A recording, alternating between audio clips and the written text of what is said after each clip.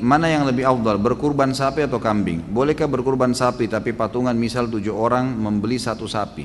Apakah jika mampu namun tidak berkurban berdosa? Bagaimana jika belum mampu namun ingin mendapat pahala berkurban? Ini sebenarnya 5 pertanyaan tapi dirapat-rapatin. Tapi nggak apa-apa lah. Ini mungkin karena saya sudah biasa tegur ya. Jangan terlalu banyak gitu. Baik, afdalnya kambing. Afdalnya kambing dan domba. Karena Nabi SAW berkorban dengan kambing dan domba. Harus itu. Kita di Indonesia lebih suka sapi. Sapi boleh. Karena selama dari kecil lebih banyak makan daging sapi.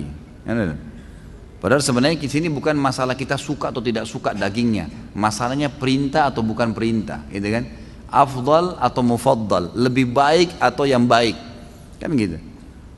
Sapi kalau kita beli misalnya 20 juta bisa dapat 20 kilo misalnya, 30 kilo misalnya.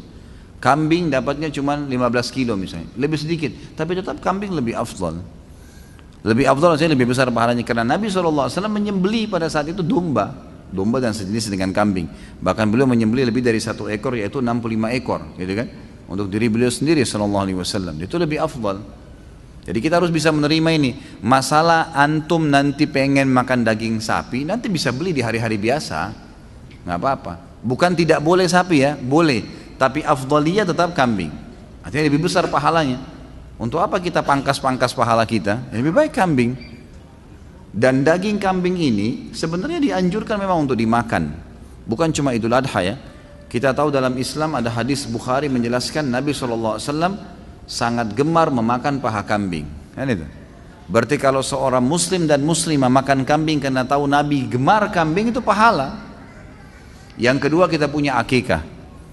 Mau dia orang bule, mau orang Arab, mau orang Melayu, mau orang hitam dari Afrika, anak laki-laki lahir 2 kambing, anak perempuan 1 kambing, nggak bisa diganti hewan lain. Dan disunnahkan makan sebagian dari dagingnya. Berarti ada anjuran makan kan? Ada anjuran untuk makan daging kambing itu. Ini nggak berlaku pada hewan lain nih. Dan kita punya Idul Adha. Idul Adha ini lebih afdal kita berkurban dengan kambing. Walaupun ada sapi boleh dan boleh juga dengan unta. Bukan tidak boleh ya. Ini termasuk bagian daripada agama kita. Allahu a'lam, ini yang saya tahu. Jadi tetap lebih afdal kambing. Bahkan saya pernah pelajari khusus dalam Sunan Nabi Daud. Waktu itu di tingkat 3 kuliah ya. Sempat kami pelajari Sunan Nabi Daud dan pas babnya bab adhahi. Memang bab untuk berkurban. Di situ ada riwayat yang menyebutkan kalau orang menyembelih pun mau lebih afdal lagi domba. Dan domba itu mau lebih besar lagi pahalanya kalau dia berwarna putih dan hitam. Itu ada hadis Bukhari menjelaskan. Karena Nabi SAW menyembelih dengan ciri itu, gitu kan? Dengan ciri itu, maka itu lebih afdal. Kalau ada orang yang takut makan daging kambing karena dianggap kolesterol darah tinggi, apalah itu isu nggak ada, nggak benar semua, nggak benar. Mana faktanya? Coba datangin ke saya. Yang buat masalah itu sebenarnya bumbunya, bukan daging kambingnya. Dan selalu yang bermasalah dengan kambing ini, kalau ada masalah kolesterol ini bukan di semua umumnya dunia ya, di Asia Tenggara saja nih, yang kita banyak pakai santan, pakai garam ini. Di Saudi orang 80-90 tahun makan kambing nggak apa-apa. Gitu. Jadi bumbunya yang dikurangin gitu. Ini kalau ada orang Saudi tamu saya cobain makanan kita, dagingnya dicampur macam-macam warna-warni. Ya akhi, apa ini garamnya berapa kilo? Kaget dia, kok asin sekali. Kalau kita kan sudah biasa ya, tapi kalau bagi dia aneh, ini apa ini makanan kok begini asinnya. Mereka kaget karena mereka sudah memang di sana agak tawar ya. Kalau kita karena sudah biasa lidah Indonesia, begitu kena sana ya tawar gitu. Tapi nanti biasanya dicampur lagi dengan jeruk yang diperasin dan seterusnya, itu biasa dipakai begitu. Jadi jangan kaget kalau lagi umroh mampir antara Mekah Madinah beli makanan nasi, biasanya agak tawar. Emang sudah begitu. Tawarnya itu karena lidah kita terbiasa gitu. Jadi sebenarnya tidak ada urusan, tidak ada masalah, dan daging kambing itu termasuk daging yang paling sehat di dunia, itu survei internasional, dan susunya paling sehat. Bahkan saya pernah dapat itu kandungan protein di dalamnya itu senyawa dengan protein manusia, sehingga kalau dimakan larinya ke otot, bukan larinya ke lemak. Gitu. Seperti itulah yang kita dapatkan. Jadi memang Islam ini nggak mungkin menyuruh sesuatu itu salah, nggak mungkin. Ini disuruh kita untuk menyembelih dan memakannya. Kalau berkurban sapi, tapi patungan misal 7 orang membeli sapi, boleh maksimal 7 orang. Tapi kalau mampu 1 orang 1 sapi ya beli sendiri, lebih baik. Jangan dipaksain. Ada orang subhanallah, ini cuma 3 orang yang bayar sapi, tapi masih 3 orang nih, siapa lagi mau ikut 4? Nggak usah ikut 4, 3 orang juga sudah cukup. Kan makin sedikit orang yang ikut ya makin besar pahalanya. Itu kan jumlah maksimal boleh partisipasi dengan 7 orang gitu kan. Tapi nggak perlu dipaksain. Nah. Jika mampu namun tidak berkurban, berdosa. Tentu berdosa. Karena ini wajib. Fasholli li rabbika wanhar.